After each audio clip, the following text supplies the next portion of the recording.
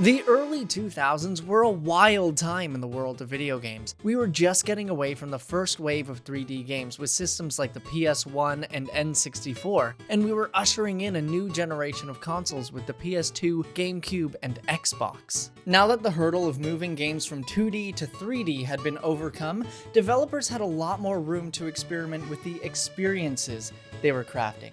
That's how we ended up with so many distinct new takes on old IPs and experimental new IPs in general.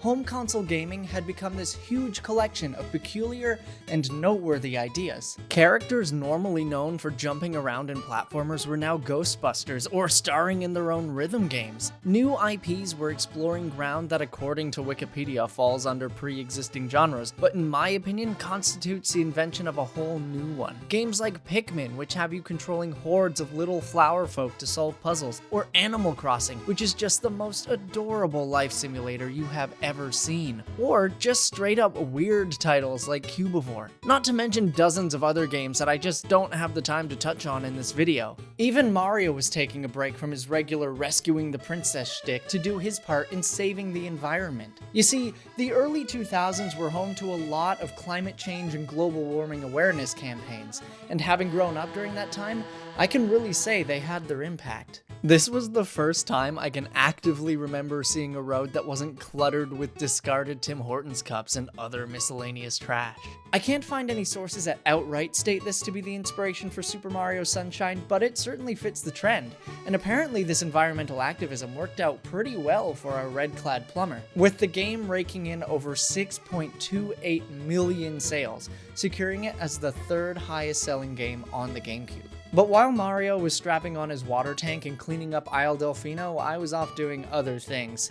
I never really owned many games back in the day, so this one was relegated as something I would play at my friends' or family's places, which, judging by my Mario 64 video, is a bit of a trend.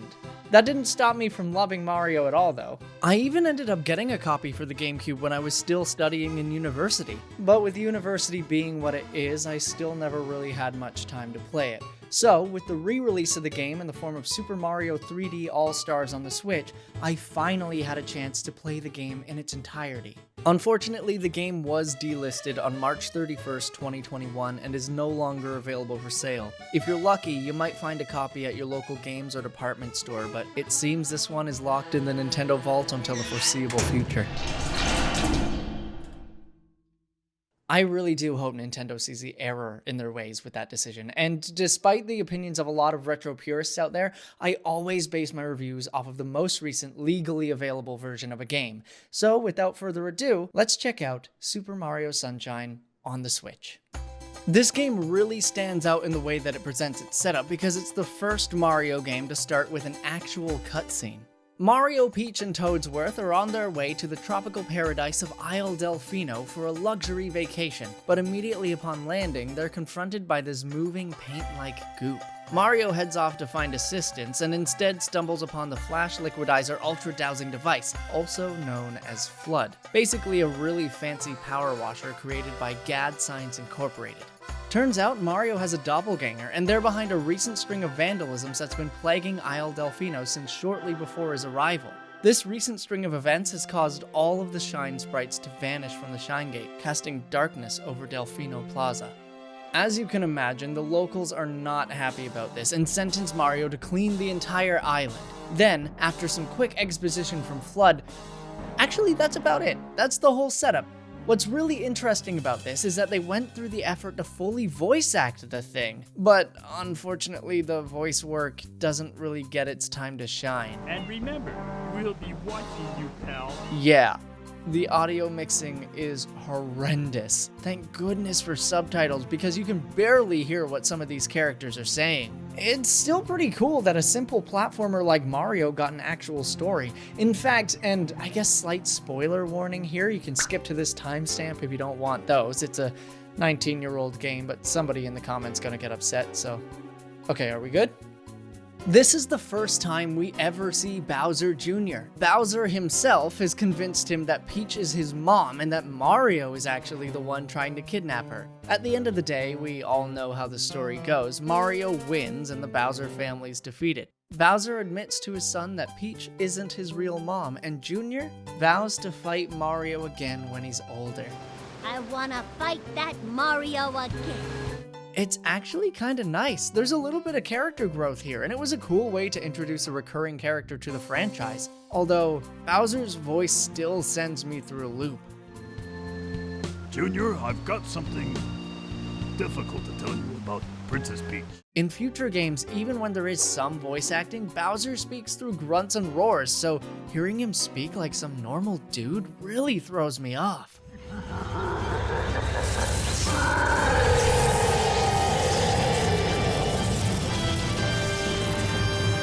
Welcome back to anyone who skipped the spoilers. It's time to talk about controls, and wouldn't you know it, the camera actually works this time. God, you have no idea how freeing this is after struggling so hard with it in the first game. Now, instead of having predetermined camera angles, we can actually smoothly pan the camera. I guess there's a really obvious reason for this change, and I don't just mean that the first game was painful and it was necessary, even though it totally was. I'm talking about the controller. See, the N64 controller comes equipped with these 4 yellow buttons, which make up what's called the C-pad. This is how you change the camera angle in Super Mario 64. Sunshine, however, is on the GameCube, and the GameCube upgraded the controller with this little yellow stick, aptly named the C-stick. You can flop this around in every which way, just like you can with any normal joystick, and it's most appropriately compared to the joystick on your right side Joy-Con or the right stick on a Pro Controller. On the GameCube, it was a little small and awkward, but it absolutely got the job done, smoothly transitioning us to the modern controller layout. That's what I used to play the 3D All-Stars edition of the game, by the way. I love how the Pro Controller feels, and being able to use this controller makes a world of difference in my eyes. The only caveat here is that the camera still doesn't really know how to behave in indoor spaces like the hotel in Serena Beach, but hey, I'm willing to let that one slide, and all things considered, it's still better there than it was anywhere in Mario 64. The rest of the controls feel just as satisfying as well. Mario keeps all of the fluidity in his actions and then some. Movement feels precise, and there's no more need to do advanced calculus to figure out if Mario stopped moving and won't run off the nearest edge if you try to turn around. Mario is still capable of almost everything he was able to do in 64 as well, maintaining the flashy gymnastics on his triple jump and somersaults. But there are a couple of things here and there that are possible in Mario 64 and not Sunshine, like the long jump and the kick, with the latter being replaced by, I don't know what this is, like some sort of intimidating pose, I guess? And I really can't help but shed a tear for the disappearance of that slick landing he used to do at the end of a triple jump in 64. Now he kinda just flops around for a little bit. There are a lot of additions to the mechanics in Sunshine though. On top of Mario's regular jumps, you can also whip the joystick around in a circle when jumping to perform a spin jump. This one is inspired by Super Mario World, where the only requirement was to push A instead of B, but it also makes a return in Super Mario 3D World and Super Mario Odyssey, as well as Galaxy and Galaxy 2 as a stand-in for a double jump if you count that. It's really cool to see Nintendo reaching back for references to older games while also innovating on gameplay with the introduction of Flood. Flood changes the gameplay dramatically, equipping Mario with 2 extra abilities, one of which is constant and the other of which can be swapped out. That constant one is the spray nozzle. Mario can use it to clean graffiti off of walls or clean up any goop he comes across, like a fancy water gun you can use to defeat enemies and beat bosses or what have you.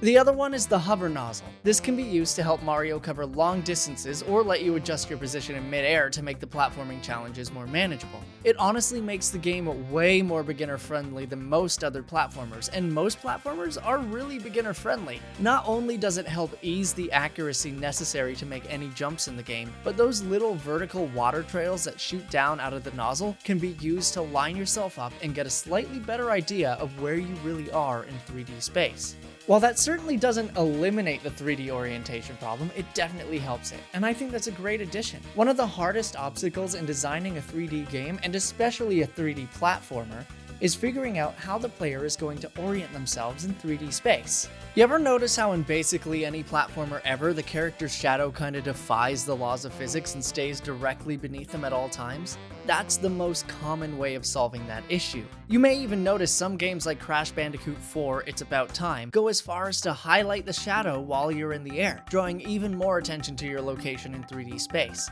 I've also seen games that do similar things to Mario Sunshine, like Astro's Playroom, where they give you the ability to hover that draws a line straight from Astro's Robopaws to the ground. It all contributes to a much more consistent and beginner-friendly experience. However, the replacements for the hover nozzle are a whole other story. These ones kind of act as stand-ins for the power-up hats from the previous game. There are only 2 of them, and they're only needed to collect very few shines. As you can expect, you'll lose your ability to hover while you have either of these nozzles equipped, making the game just that much harder. But they give you other movement abilities in return. The jet nozzle unlocks the ability to move super speedy quick, even across the surface of water, and the rocket nozzle will give one big blast straight up into the sky. Aside from the collectibles that can be nabbed using these 2, they also have some of their own advantages in normal gameplay, like how you can use the rocket nozzle to skip past swaths of vertical platforming. That being said, it doesn't change up gameplay all too much, and in the end has just as much effect on your experience as the power-ups did in Mario 64, which is to say, not very much at all. But it is a nice little way of mixing up the normal gameplay loop and giving the player a bit more control over their own movement. Coming hot off the heels of its predecessor, that extra control is really what makes this game for me. Gone are the days of slipping down every slope, and gone are the days of constantly falling to your death. The difficulty in Super Mario Sunshine is no longer derived from punishment. I mean, sure, you are still going to get kicked out of every level every time you die, but that kind of thing is going to be happening much less than it did in the previous game. Not to say it's extraordinarily easy. Sunshine definitely has its points of difficulty, but even so, the levels are not designed to be instant death pits. Take a look at Rico Harbor, for instance. There are points in that level where you have to climb tall, narrow rigging to reach the shine. If you ever fall off of that, you're likely to either fall in the water or land on the ground and take some damage. Unless you're already low on health, the worst thing to happen here is having to start over. Sure, exiting the stage and coming back in can sometimes only be as long as it would take you to reach land again anyway, but that first option is way more frustrating. Either way, you're going to have to start the platforming all over again, so why add insult to injury? Even Pianta Village, the only level with an actual instant death pit, mostly takes place on solid ground, so on the rare occasion you are over that endless expanse, the new, more consistent control scheme keeps it from feeling frustrating. The only time you'll actually be faced with menacing challenges that can prove to feel that way are in the special bonus levels. They're like stripped down obstacle courses meant to test your platforming skills. Your first time through most of them will also have you facing the challenges without FLUDD. So, as you can probably tell, there's a chance that you could die a lot trying to complete these, but Nintendo apparently thought this through, making an exception to the rule. If you die here, you don't get kicked out. Plus, there's usually a 1-up or 2 hidden along the way, so the chance of getting a game over is reduced as well. A game over, by the way, is the only way you'll be kicked out of one of these levels. So even in situations where the difficulty is amplified, it never feels unfair or punishing in a bad way. In fact, there's only one level where I can imagine that being the case. If you're a fan of Mario Sunshine, you probably also know exactly the one I'm about to mention. The infamous Pachinko level. Now, to be completely honest with you, I didn't struggle all too much with this one. I got the shine fairly quickly, but I can absolutely see why people find it so frustrating. To get into the level, you have to jump into this little hole under this bridge in Delfino Plaza. I'm sure a lot of people will take the quick route and jump in with the rocket nozzle, but if you're a little bit patient, you can use the roof of one of the boats to boost you up just enough to bring the hover nozzle instead. You're gonna need it. Without the hover nozzle, this entire level just comes down to luck. With the hover nozzle, it's only about 75% luck. That's still a massive number. And I'm sure it's not immediately obvious why that would even be the case, especially if you've only seen footage of other people playing the game. But the thing is, the second you boost off of this little pad, the entire physics system you've gotten used to is gone. I'm not exactly sure what's going on behind the scenes here, but I imagine it has something to do with the mishandling of momentum. Even with the hover nozzle, it feels like Mario has to fight against some invisible force in order to alter his course even just a little bit. If you don't get this level done right away, it probably won't feel like something that's even under your control. And that is one of the most frustrating crimes a game can commit. But honestly, that's just one small blemish on an otherwise very cool design concept. The minimalist blocky aesthetic is great, and they serve as a nice break from the regular gameplay loop to try to test out your platforming skills. It's no wonder that games like A Hat in Time take inspiration from the concept. By the way, A Hat in Time is the first game I ever actually covered on the channel. So if you want to see how everything around here got started, click that link in the top right. And I'm told I'm supposed to remind everyone that there's this little button you can click to like the video and tell the algorithm to show it to more people. So if you like what you see, leave a little thumbs up or leave a question for me in the comments. And if you want to see more stuff like this, make sure you subscribe and ring the bell to turn on notifications. Anyway, you don't really need a break from the regular gameplay loop or whatever. Each level does follow a pattern, but it's not as repetitive as other games I could name. Every area has 8 episodes. That's 8 goals to complete, 2 secret shines, a 100 coin shine, and 30 blue coins to collect. Now, one of my biggest complaints about Super Mario 64 was how repetitive the levels were. Each one basically asks you to run from point A to point B 5 times, but in Super Mario Sunshine, each of the episodes are completely unique. There are absolutely some shines that require you to run from point A to point B, but they're few and far between. In fact, most of the shines require you to complete some sort of task, whether it be collecting 8 red coins, winning a race against this dude, defeating a boss, you name it. I only have 2 real complaints about collecting shines in this game, and if you've seen my video about Mario 64, you'll probably recognize this first one. Collecting 100 coins still feels like a complete and utter afterthought in Super Mario Sunshine. Every episode of every level has a different amount of coins, and while it may be easy to think, well, it doesn't really matter which episode I choose, even if it takes longer in one than it would in the other, it absolutely matters, and not a small amount. Sure, some areas have 115 coins in one episode and 212 in another, but some areas, like Peanut Park, have 3 entire episodes where the 100 coin star is impossible to collect. That's nearly half of all the episodes in that area. It's a lot of potential for wasted time. Now, don't get me wrong, I understand that the point of a shine like this one is to encourage the player to explore an area more thoroughly. But it shouldn't matter which episode you choose. That shine should always be available, and the player should be rewarded for their exploration. If that's not possible, you need to find another way for your players to uncover everything a level has to offer. As it stands, there are no hints for which episode may or may not offer that shine. It's a lot of guesswork and a big time investment to figure all that out without a walkthrough. And frankly, I don't have the time. The real unfortunate part about this is that it's not even my only coin-centric complaint. Remember those blue coins I mentioned earlier? Yeah, so 10 of those buys you a shine. So if you want to get all 120 shines, you need to collect all 240 blue coins. That means 20% of all the shines in the game come from these blue coins. The first thing you need to know about them? They can be hidden anywhere. Get Yoshi to eat the bees? Blue coin. Spray the birds? Blue coin. Talk to this dude? Blue coin. You catch the drift? Alright, second thing you need to know about them. They could be exclusive to any episode, so even if some feature in a level is in multiple episodes, it still might not give you a blue coin. That means it's not enough to explore the entire area in one episode. You will almost always have to explore the whole place on multiple episodes if you want to find these things. But honestly, that's not even what I take issue with here. It's really fun to happen upon these blue coins while you're casually exploring the game. It also rewards you in a fairly natural way. The problem is how they relate to completion. These coins are tracked as part of your completion of the game. You can see how many you've collected in each episode, and they're used to buy shines, so they're not exactly trivial. The real problem here is that you can't track which individual coins you've collected. So even if you do end up using a guide to go back and get the ones you've missed, you've still got to retrace those steps, and it ends up feeling fairly monotonous in the process. But take a game like Breath of the Wild and its Koroks. What makes those any different from the blue coins in Super Mario Sunshine? There are over 900 of those, and you can also find them just about anywhere. They're used to unlock inventory slots and are fairly indispensable if you want to have more than a couple of weapons with you at any one time. So these are both items that you're encouraged to collect.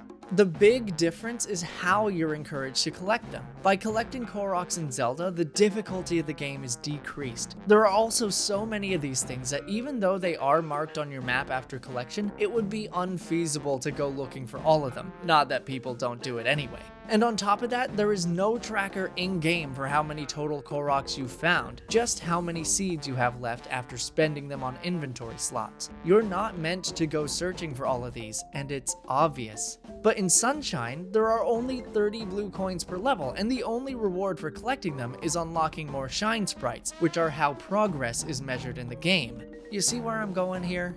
Collecting blue coins doesn't feel like some casual reward that you collect along your journey like I believe it should. It feels more like a necessary step toward completing that journey, and that's where it falls flat. There's nothing wrong with optional collectibles, and I honestly believe they can be used extremely effectively in making a gameplay experience shine, but it just doesn't work in this instance. What Sunshine does excel in, and what makes it stand out from the rest of the 3D Mario games, is its commitment to its own personality. Where most Mario games offer fun new mechanics and drop the player into a variety of different atmospheres to explore them in, Mario Sunshine fleshes out its main mechanic by crafting a real world for these events to take place in. It's no secret that Mario games are known for variety in the theming of their levels. Super Mario Odyssey even takes it a step further and places all of its levels on a world map, so you can really get a sense for where things are happening. But none of the Mario games really explore the idea of world building in the same way as Mario Sunshine. Sure, games like Odyssey introduce thriving metropolises and reintroduce characters from Mario's distant past, but the sheer existence of New Donk City isn't substantial in and of itself. Super Mario Sunshine introduces a whole thriving community on the tropical paradise that is Isle Delfino. Some may argue that the levels in Sunshine don't stand out on their own, but I really don't believe they have to. Each one ties into such a strong central theme and makes the whole game feel more cohesive as a result. There's an entire society living on this island with its own unique culture and way of living. All of these levels feel appropriately placed on Isle Delfino. They make sense in the context of the game's world, and inform the culture of the Piantas who live there. Not to mention they're also physically tied to one another. You can actually see almost every level from any other level. These places are not only connected through theming and their logical existence in the world, but they really do have a physical location within it. One that's consistent, something that a few games from the GameCube era pulled off pretty seamlessly.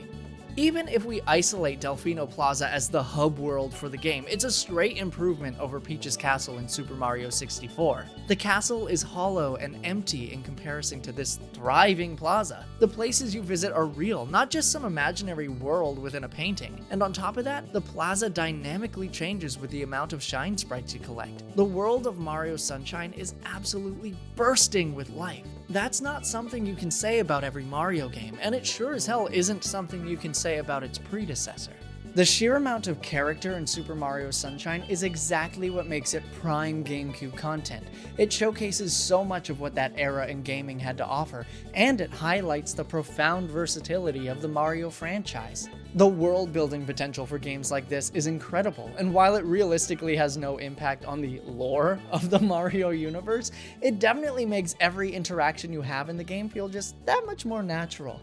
And while I never grew up with the game, it still triggered a lot of nostalgia for me. It just sort of captured the essence of what gaming in the early 2000s was like.